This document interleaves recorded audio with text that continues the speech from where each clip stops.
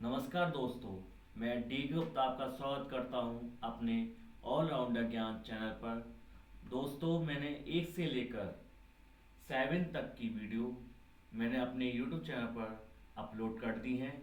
अगर आपने वो वीडियोस नहीं देखी हैं तो पहले आप उन वीडियोस को देखें, उसके बाद पार्ट 8 पर आएँ, जिसमें मैं आज कराऊंगा चैप्टर 8। तो दोस्तों, आज स्टार्ट करता हूँ चैप्टर 8। सबसे पहले हम आते हैं, आज हम पढ़ेंगे कंपोजिशन फर्म और रेगुलर फर्म। तो इसमें चैप्टर 8 है आपका। तो इसमें है what is composition firm and regular firm. GST में फर्म को दो तरह से रजिस्टर्ड किया जा सकता है। Number 1 composition firm, number 2 regular firm. अब इन दोनों फर्म में क्या फ़र्क है, यह जानते हैं दी गई इंडेक्स को देखें। यानी कि हमें जो इंडेक्स दिया हुआ नीचे, उसको हम देखेंगे कि इसमें फ़र्क क्या क्या है। तो दोस्तों, स्टार्ट करता हूँ। सबसे पहले टर्न ओवर लिमिट, यानी कि हमारे टर्न ओवर कितना होना चाहिए कि जिसमें हम कंपोजिशन फर्म और रेगुलर फर्म का रजिस्टर्ड करवा सकते हैं।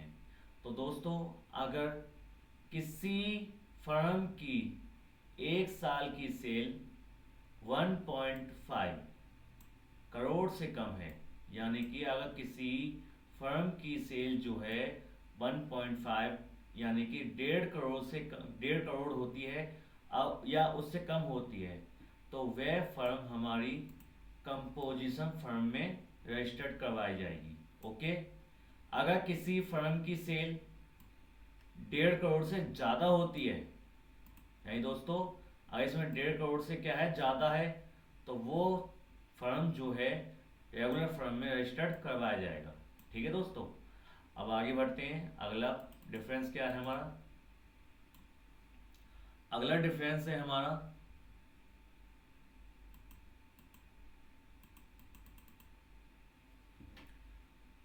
Optional registration. अगर किसी फर्म की 1 साल की सेल 1.5 करोड़ से कम है, तो प्रोप्राइटर चाहे तो रेगुलर में भी रजिस्ट्रेशन करवा सकता है। देखिए, अगर किसी मालिक की सेल 1.5 करोड़ से कम है, तो कंपोजिशन के साथ साथ रेगुलर फर्म में रजिस्टर्ड करवा सकता है। अब आगे बढ़ते हैं रेगुलर फर्म में। रेगुलर के लिए कोई ऑप्शनल रजिस्ट्रेशन नहीं है। ठीक है दोस्तों। मान लो किसी ने यह सोच के कंपोजिशन फर्म में रजिस्टर्ड करवाई कि उसकी सेल 1.5 करोड़ से कम होगी और 1.5 करोड़ से ऊपर चली गई, तो कंपोजिशन फर्म को रेगुलर फर्म में करवाना अनिवार्य हो जाएगा। ठीक है दोस्तों। अगर किसी ने कंपोजिशन में करवा दिया, उसको लगता है कि उसकी फर्म जो है 1.5 करोड़ से ज़्यादा टर्नओवर नहीं कर सकती है, तो बाय चांस उसकी फर्म 1.5 करोड़ से ज़्यादा टर्नओवर कर लेती है, तो उसको रेगुलर फर्म में ही रजिस्टर्ड करवाना अनिवार्य होगा। आगे बढ़ते हैं। तीसरा पॉइंट है हमारा जीएसटी रिटर्न। तो दोस्तों, कंपोजिशन फर्म को क्वार्टरली रिटर्न, यानी कि हम 3 महीने में एक बार, तो दोस्तों क्या है इसमें, कंपोजिशन फर्म जो होती है वो 3 महीने में एक बार लगाई जाती है। जैसे क्या है, इसको 3 महीने में एक बार लगाना पड़ता है, जिसे CMP08 रिटर्न कहते हैं। ठीक है दोस्तों। अब आगे बढ़ते हैं। रेगुलर फर्म को हर महीने 1 साल मतलब 1 महीने रेगुलर फर्म को हर महीने एक रिटर्न लगाना पड़ता है, यानी कि कंपोजिशन फर्म जो है उसको 3 महीने में एक बार और रेगुलर फर्म को हर महीने रिटर्न लगाना पड़ता है, जिसको हम GSTR3 रिटर्न कहते हैं। अब आगे बढ़ते हैं दोस्तों।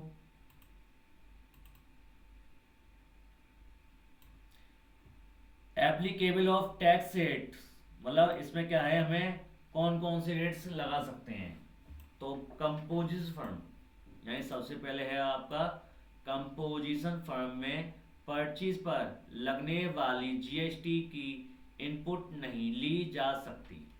तो दोस्तों इसमें हमें पता चला है कि जो कंपोजिशन फर्म होती है उस पर जीएसटी का इनपुट नहीं लिया जा सकता और ना ही सेल पर जीएसटी लगाया जा सकता है। तो इससे पता पड़ता है कि कंपोजिशन फर्म में जीएसटी नहीं लगा सकते, यानी कि मैं जो टैक्स हमने सरकार को पे किया उसको कस्टमर से भी वापस नहीं लिया जा सकता। और आगे दोस्तों रेगुलर फर्म में क्या होता है, तो रेगुलर फर्म को इनपुट जीएसटी और आउटपुट जीएसटी का पूरा रिकॉर्ड रखना पड़ता है। तो दोस्तों इसमें जीएसटी का रिकॉर्ड रखने की आवश्यकता नहीं है, किसमें, कंपोजिशन फर्म के अंदर। और रेगुलर फर्म के अंदर हमें जीएसटी का रिपोर्ट रखना अनिवार्य होता है।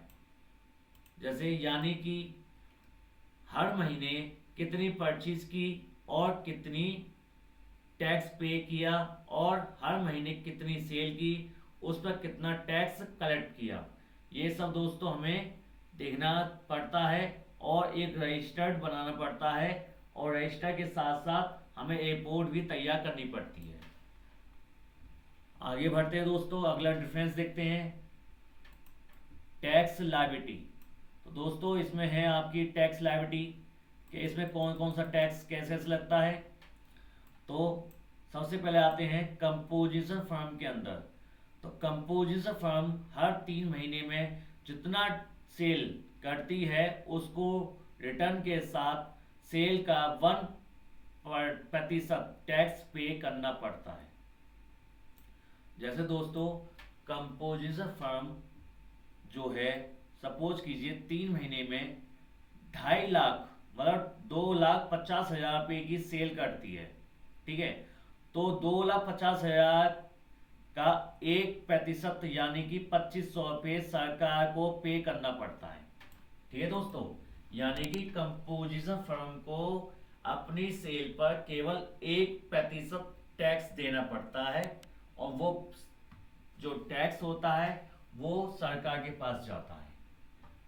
और रेगुलर फर्म को देखिए अब क्या होता है। अब आते हैं हम रेगुलर फर्म के अंदर।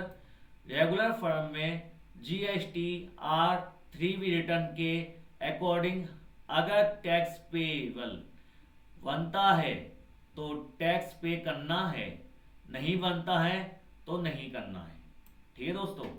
जैसे यहाँ पे क्या है, फॉर एग्जांपल 1 महीने में 1,000 रुपये की परचेज की जिस पर 500 रुपये टैक्स परचेज के साथ ही पेड कर दिए।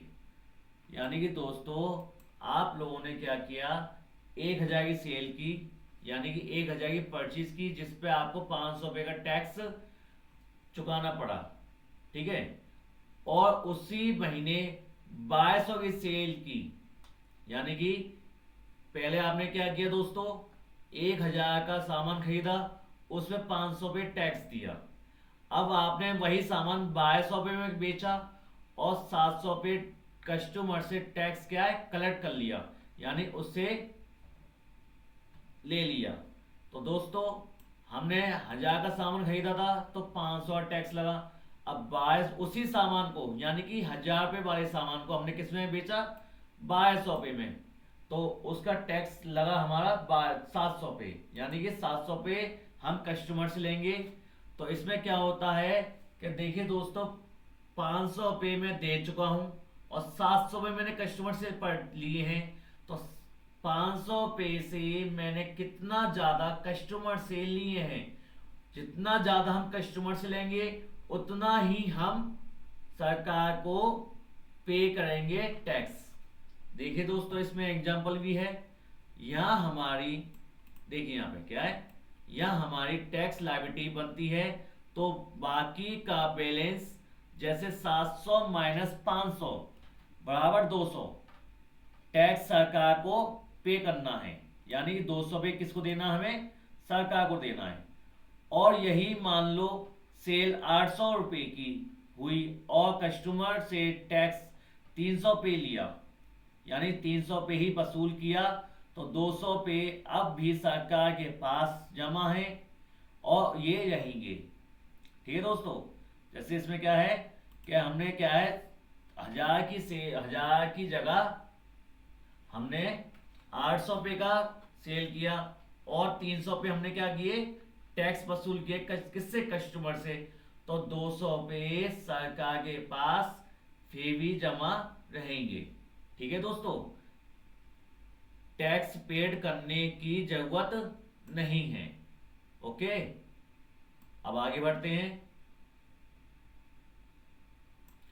अब आता है हमारा एग्जाम्पल ऑफ एंट्री। देखिए दोस्तों, कंपोजिशन फर्म के अंदर आते हैं तो सबसे पहले क्या देखा, कंपोजिशन फर्म में टैली में परचेज या सेल की एंट्री करने पर SGST, CGST, IGST नहीं लगाया जाता। ठीक है दोस्तों, अब यहाँ रेगुलर फर्म के अंदर क्या है, रेगुलर फर्म में टैली में परचेज या सेल की एंट्री करने पर आइटम की टैक्सेबल वैल्यू अलग लिखी जाती है और उस पर लगने वाला टैक्स SGST, CGST या IGST लगाया जाएगा। ठीक है दोस्तों, यानी यहाँ पर क्या है, GST नहीं लगता है कंपोजिशन फर्म के अंदर और रेगुलर फर्म के अंदर GST लगता है। तो देखिए कंपोजिशन फर्म के अंदर क्या है, डायरेक्ट टैक्स इंक्लूड आइटम की वैल्यू डालकर एंट्री कर दी जाती है, यानी इसमें एंट्री कैसे की जाती है, डायरेक्ट क्या है, सीधे हम टैक्स को डाल देते हैं और एंट्री हम कर देते हैं। लेकिन यहाँ पे रेगुलर फर्म के अंदर हम GST, SGST, CGST, IGST तीनों टैक्स लगाते हैं जब हमारी एंट्री होती है। अब आते हैं नेम ऑफ इनवॉइस, यानी कि जो बीजक होता है, यानी इनवॉइस को दोस्तों हिंदी में बीजक बोलते हैं और बीजक का मतलब होता है बिल। तो कंपोजिशन फर्म में आते हैं तो कंपोजिशन फर्म में जो बिल बनता है उसे बिल ऑफ सप्लाई कहते हैं। ठीक है दोस्तों, यानी कि कंपोजिशन फर्म के अंदर जो बिल बनेगा उसको हम क्या बोलेंगे, बिल ऑफ सप्लाई। ठीक है, और रेगुलर फर्म में आते हैं, रेगुलर फर्म में जो बिल बनता है उसे हम टैक्स इनवॉइस कहते हैं। तो दोस्तों इसमें केवल जो फर्क है इतना सा है, कंपोजिशन फर्म के अंदर बिल ऑफ सप्लाई नाम आता है और रेगुलर फर्म के अंदर टैक्स इनवॉइस आता है। अब आते हैं एडवांटेज, इसका लाभ क्या है। तो देखिए दोस्तों, कंपोजिशन फर्म में बुक कीपिंग करना इजी है और क्वार्टरली रिटर्न यानी कि 3 महीने में केवल एक ही रिटर्न लगाना पड़ता है। ठीक है दोस्तों, कंपोजिशन में क्या होता है, 3 महीने में एक बार रिटर्न लगाना पड़ता है, इसलिए इसकी बुक कीपिंग क्या है, इजी है। रेगुलर फर्म में देखिए, अब रेगुलर फर्म में परचेज पर इनपुट टैक्स लिया जा सकता है और सेल पर दूसरी फर्म को टैक्स दिया जा सकता है। यानी अगर कोई कस्टमर रेगुलर फर्म में रजिस्टर्ड है, अगर कोई कस्टमर रेगुलर फर्म के अंदर रजिस्टर्ड है और वो इनपुट लेने के लिए इनवॉइस मांग ले तो दिया जा सकता है, यानी कि इसमें हम टैक्स का इनवॉइस मांग ले तो हम दे सकते हैं। ठीक है दोस्तों, अब आते हैं डिसएडवांटेज, यानी कि इसके नुकसान क्या हैं। अब देखिए कंपोजिशन फर्म के अंदर अगर कोई कस्टमर रेगुलर फर्म में, ठीक है दोस्तों, अगर कोई कस्टमर रेगुलर फर्म में रजिस्टर्ड है और कंपोजिशन फर्म वाले से इनपुट लेने के लिए विद टैक्स इनवॉइस मांग ले तो नहीं दिया जा सकता। यानी कि दोस्तों कंपोजिशन फर्म के अंदर हम टैक्स इनवॉइस नहीं दे सकते हैं, बट हम रेगुलर फर्म के अंदर टैक्स इनवॉइस दे सकते हैं। देखिए दोस्तों, इसमें पढ़ते हैं क्या है, हर महीने रिटर्न लगाना पड़ता है, उसमें भी टैक्स मिसमैच का पूरा ध्यान रखना पड़ता है, बुक्स कीपिंग में भी सावधानी बरतनी पड़ती है। अगर आप दोस्तों सावधानी नहीं बरतेंगे तो आपकी क्या है, बुक खराब हो सकती है। यानी कि बुक खराब होने का मतलब क्या है कि आपकी मिसमैच हो सकती है। ठीक है दोस्तों, अब आगे बढ़ते हैं। तो यह कंपोजिशन और रेगुलर फॉर्म, यानी कि ये क्या है, यह कंपोजिशन और रेगुलर फॉर्म में डिफरेंट है। ज़्यादातर लोग फॉर्म को रेगुलर में ही रजिस्टर्ड करवाते हैं। उम्मीद करता हूँ कि आपको अच्छे से समझ में आ गया होगा। हम आगे के चैप्टर में जो भी सीखेंगे फिलहाल रेगुलर फॉर्म के अकॉर्डिंग ही सीखेंगे। ठीक है दोस्तों, अब आते हैं कंपोजिशन फॉर्म की अकाउंटिंग। बहुत ही आसान है। रेगुलर फॉर्म की अकाउंटिंग सीखने के लिए कंपोजिशन फॉर्म की भी अकाउंटिंग सिखाऊंगा। फिलहाल हम रेगुलर फॉर्म की अकाउंटिंग सीखेंगे। दोस्तों, वन बाय वन मैं आपको सिखाऊंगा कि रेगुलर फॉर्म के अंदर एंट्री हम कैसे करते हैं, कैसे हम अकाउंट खोलते हैं। तो आगे बढ़ते हैं। तो दोस्तों, जल्द ही मिलेंगे नए चैप्टर के साथ। तब तक के लिए टेक केयर, हैप्पी लर्निंग। दोस्तों, मैं इस वीडियो में चाहता हूँ विदा। आज की वीडियो हम यहीं समाप्त करते हैं। Thank you.